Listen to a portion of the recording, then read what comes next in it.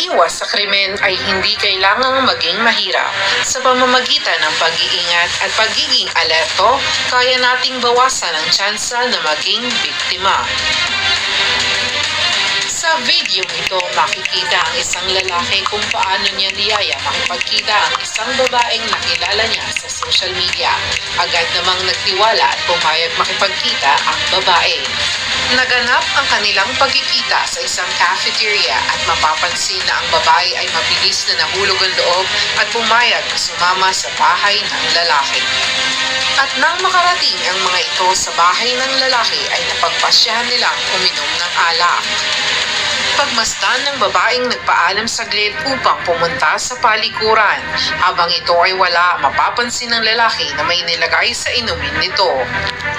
Nang makabalik, ang babae ay nagpatuloy sa pag-inom at walang kamalay-malay sa ginawa ng lalaki na dahilan ng kanyang pagkahilo at nawalan ng malay. Sa pagkakataong ito, nagising ang babae at kanyang napag-alaman na siya pala ay napagsamantalahan. Upang makaiwas sa mga ganitong pangyayari, narito ang mga iwas rape tips na dapat ninyong tandaan.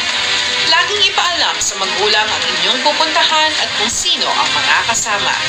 Huwag magtiwala sa taong nakilala lang sa social media o internet.